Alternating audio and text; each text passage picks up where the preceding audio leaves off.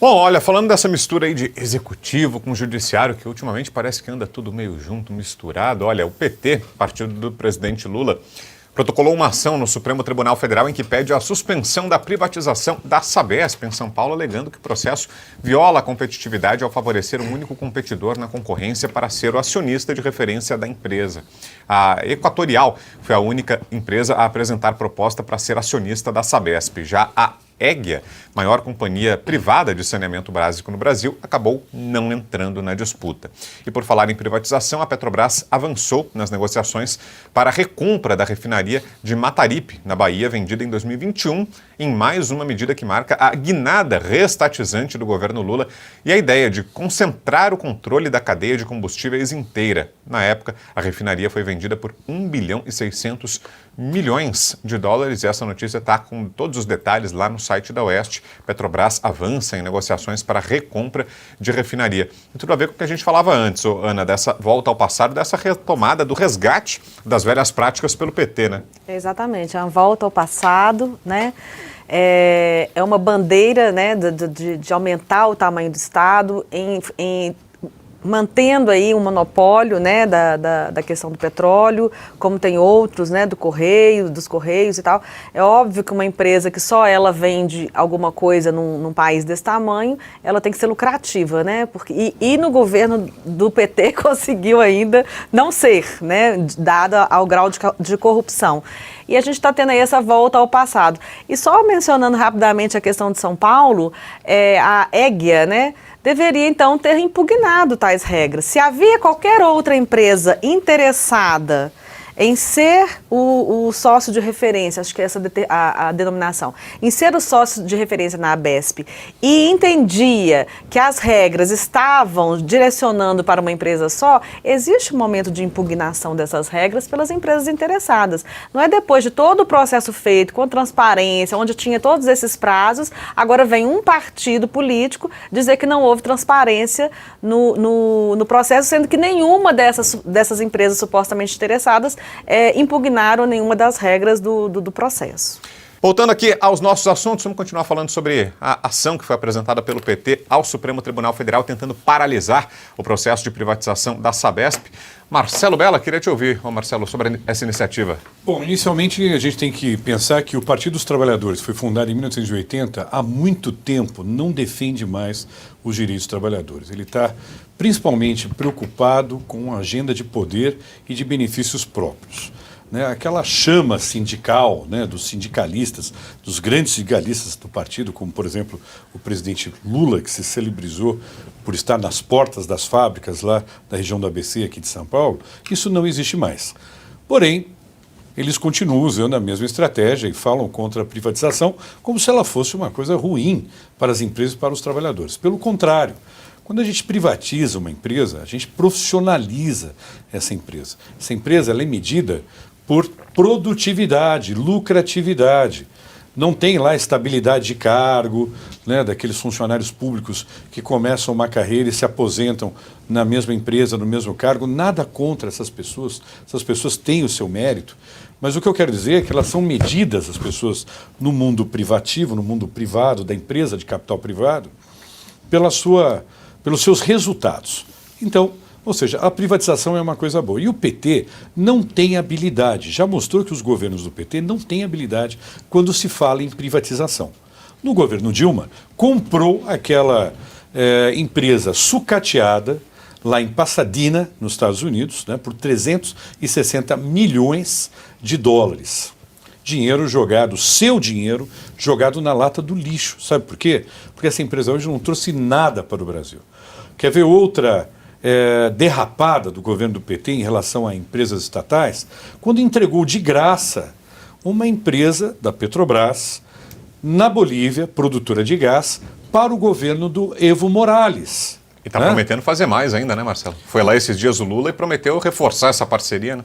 Pois é. Então, assim, a gente percebe que não há habilidade do governo. E outra, os partidos de esquerda utilizarem o STF como massa de manobra para ativismo político, isso também está completamente errado.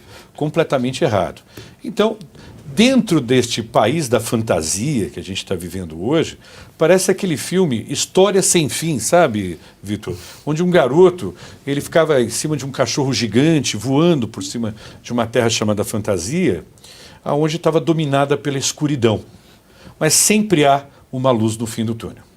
Ô, Geise, esse é o ponto, né? A judicialização e o pior, a conduta do Supremo Tribunal Federal. Em condições normais, o caminho de um pedido como esse teria que ser a lata do lixo, teria que ser simplesmente arquivado esse pedido e tratado a questão da forma mais institucional possível. Olha, o governo de São Paulo apresentou essa medida, o Poder Executivo propôs ao Legislativo Paulista, a Assembleia aprovou essa medida, ponto, acabou. Nessas condições, inclusive, com esses dispositivos de proteção que são usados na iniciativa privada por empresas para evitar monopólio, para evitar concentração, isso vai para a justiça, isso teria que ser fatalmente arquivado. Mas no Brasil de hoje em dia não dá para dar essa garantia, né, Geise? Abuso de poder, esse é o nome, não faz o menor sentido uma coisa que foi debatida dentro do estado de São Paulo, dentro da Alesp, inclusive, houve muita confusão, a esquerda tumultuou, colocou uns militantes lá dentro, os militantes, é aquela história quebraram toda, né? Patrimônio público, teve toda aquela confusão. Prédio de uma instituição, e não foram chamados ataque de à democracia. Pois é. E golpista. Não foram chamados de golpistas, vejam só vocês. Não pegaram 17 anos de prisão? Nenhum deles, porque não estava com terço nem com Bíblia, né? Então não faz sentido. Não né? passaram batom na estátua. Exatamente, verdade. Esse que é o problema. Então, assim, teve todo um tumulto. Para passar isso aqui em São Paulo foi muito difícil, assim. Então, os envolvidos daqui, os governantes envolvidos daqui de São Paulo tiveram dificuldade para passar essa agenda por conta do tumulto da esquerda. E aí, né, a gente faz até conexão, link com a notícia anterior, né? De que o Lula que está achando que a direita está muito exaltada. Não. Toda vez que tem a balbúrdia, pode procurar que foi a esquerda.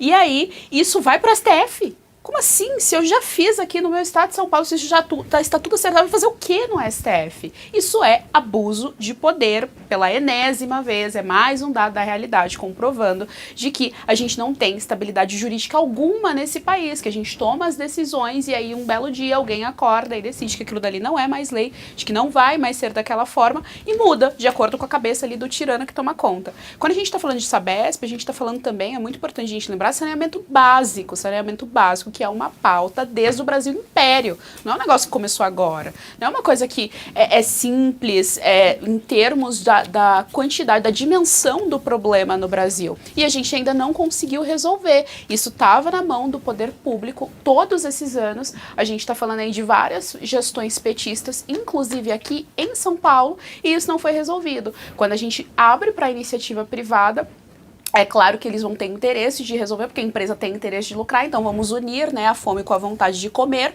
e aí o problema vai ser resolvido. O que o PT, que diz que defende o pobre, as pessoas em vulnerabilidade, que sofrem com esse problema de saneamento, faz? Recorre ao STF de maneira completamente fora das regras do jogo, completamente arbitrária, para mais uma vez prejudicar a base, prejudicar aquele que realmente precisa de ajuda, de incentivo, enfim, é mais do mesmo, né? PT na gestão. Professor Sono, para a gente fechar esse assunto. Olha, praticamente eu acho que os pontos mais relevantes foram falados. Duas coisas me chamam a atenção. Né? A primeira delas, o uso do STF não é nem como um instrumento para militância política. O STF já há muito tempo está demonstrando, não o STF. Personalidades que estão dentro do STF. Já está sendo usado como braço ideológico ou braço de partidos. Isso já está configurado, mas a questão é muito simples. Onde é que está o Pacto Federativo, afinal de contas? Porque, que eu saiba, a Sabesp de São Paulo foi debatido aqui, é de interesse do Estado de São Paulo e ponto final. Ah, não, mas foi uma bancada do PL de São Paulo que entra no STF. Por que eles não entraram, entraram nos tribunais daqui do Estado de São Paulo ou não entraram com um problema direto na própria Assembleia Legislativa? Porque perderam. Ora, onde que está o Pacto Federativo? Esse é o primeiro ponto para mim. É mais um desrespeito ao Pacto Federativo e mais uma centralização do poder por uma razão simples, porque para eles é muito mais fácil eles terem o controle do país a partir do grupo que tomou o poder lá, utilizando todas as entidades e instituições do Estado como instrumento político. Gente, a sensação que eu tenho é que nós estamos vivendo a década dos 30. Nós não estamos vivendo no início do século XXI, nós estamos no início do século XX, quando se dizia que tudo se resolvia pelo Estado, o Estado tinha que ser centralizado e a sociedade tinha que se submeter às decisões de um determinado grupo que chegava no poder. Eles têm até essa imagem na cabeça. Eu não vou citar o nome do partido nem da ideologia deles. Vou citar o nome, mas um nome extenso, que é para não ficar como sendo usar o nome que é um nome maldito. Mas o Partido Nacional Socialista dos Trabalhadores Alemães, eles faziam, a ideia deles é de que, uma vez tomado o poder, você não precisa mais ter partidos políticos, porque o Estado tem que se sobrepor à sociedade. O que diferencia dos comunistas? Os comunistas mantêm o partido político e o partido político se sobrepõe ao Estado. É pior. Mas o que falava aquele senhor na década dos 30?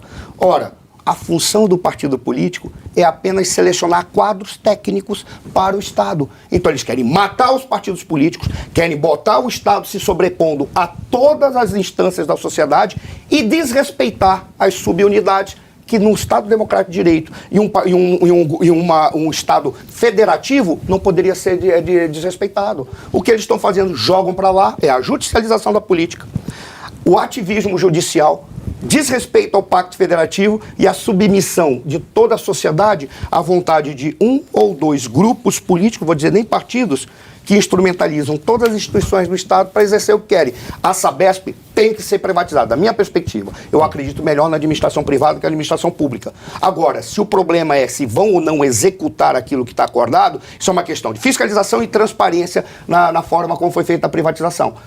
É apenas isso que eles podem exigir.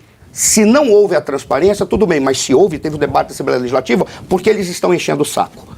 Apenas porque eles querem ter mais uma forma de controle da sociedade e desrespeitar aquele governador que poderá vir a ser presidente da República. Eles querem bater no Tarcísio. E o Tarcísio, vale lembrar que o Lula falou, né, não, há umas 2 semanas, que o Tarcísio é que se negava a ter uma conversa republicana com ele e tal. É um dos homens mais elegantes e gentis que tem na política brasileira. O Tarcísio, coitado, quase que teve que responder, eu tenho mais o que fazer, né, eu tenho que trabalhar, não dá pra te acompanhar nos eventos. O Tarcísio é elegante, ele é gentil, ele não ofende ninguém. A sensação que dá é que o próprio Lula está chamando o Tarcísio como o adversário que ele quer ter em 2026 para evitar essa candidatura do Bolsonaro, né? Então ele é que está atraindo o Tarcísio o tempo todo para debates públicos e não está caindo o governador. Ele é tão inadequado moralmente.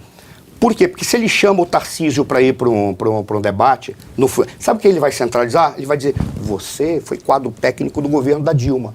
Esquecendo que o Tarcísio foi quadro técnico porque ele foi concursado, ele foi consultor da Câmara dos Deputados. Sabe o que significa ser consultor das Câmaras dos Deputados? Ser o cara que passou numa prova que tem milhares de pessoas e o cara é bom pra caramba. Ele era apenas um funcionário, um servidor público. E aí falaram, então agora você vai nos ajudar aqui, porque todo mundo ali é burro. Aí ele, tudo bem, eu vou cumprir o meu papel como um indivíduo que estuda, que trabalha, não é desleal e não é desrespeitoso com ninguém. Mas num debate, o que ele faria? Jogaria fora tudo isso que você trabalhou pra Dilma. Não, ele não trabalhou pra Dilma. Ele cumpriu o papel dele como servidor quando foi convocado para fazer bem feito uma coisa que eles não teriam capacidade de fazer. É isso. Aí ele prefere o Tarcísio. Já o Bolsonaro ele não tem capacidade de fazer isso. Se ele fala alguma coisa, o Bolsonaro diz cala a boca.